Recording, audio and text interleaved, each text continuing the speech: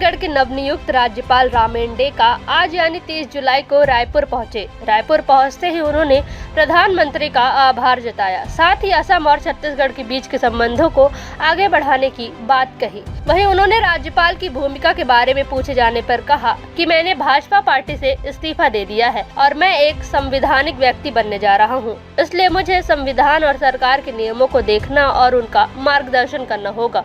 आगे उन्होंने क्या कुछ कहा, सुनिए।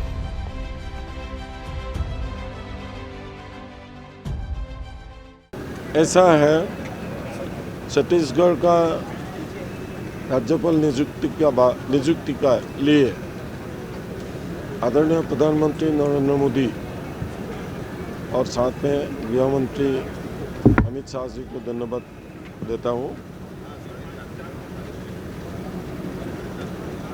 Chhattisgarh is a emerging state, विकास का राह पे चल रहा है। हमारा काम है छत्तीसगढ़ गवर्नमेंट और सेंट्रल गवर्नमेंट का बीच में रह के फैसिलिटेटर होना है और विकास का जो गति है वो गति को तीव्र करना है।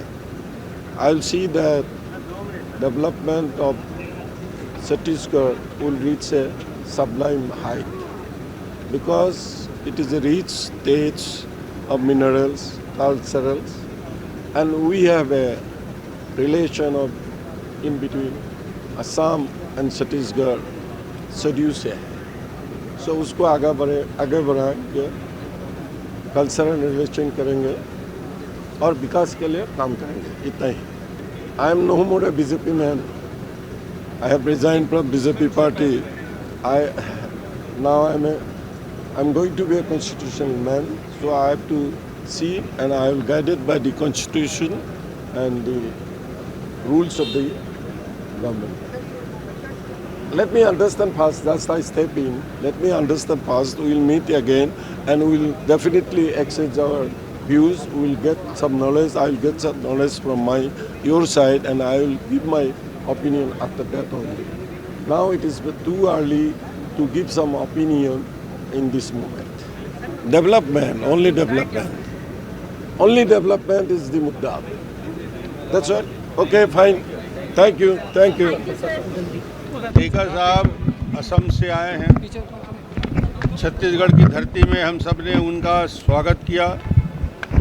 संगठन से जीवन भर जुड़े रहने वाला व्यक्ति, जो विद्यार्थी परिषद के असम में फुल टाइम वर्कर की हैसियत से अपना काम शुरू किया और भारतीय जनता पार्टी के 1980 में जन्म के साथ असम के संस्थापक सदस्यों के रूप में उनकी पहचान है। प्रदेश अध्यक्ष असम में रहे, उसके साथ ही साथ दिल्ली में सांसद की हैसियत से केंद्र में भी दिल्ली आए और उसके साथ ऑर्गेनाइजेशन इनका मूल विषय रहा। राष्ट्रीय मंत्री की हैसियत से राष्ट्रीय स्तर में भी संगठन के दायित्व का निर्वहन इन्होंने किया। बेहद विनम्र, सहज और सबके उपलब्ध रहने वाले एक जननेता, एक नई भूमिका में छत्तीसगढ़ आए हैं इस गवर्नर के नाते। तो निश्चित रूप से छत्तीसगढ़ की विकास में, छत्तीसगढ़ के यहाँ के कल्चर और बाकी चीज़ों में एक जो महामहिम की भूमिका रहती है, वो भूमिका में ढेका साहब निश्चित रूप से सफल होंगे और सबको साथ लेके चलने की उनकी अद्भुत क्षमता है। हम सब ने उनका आज स्वागत किया। ढेका साहब एक अनुभवी व्यक्ति हैं, उनके सुदीर्घ अनुभव का लाभ छत्तीसगढ़ को मिलेगा।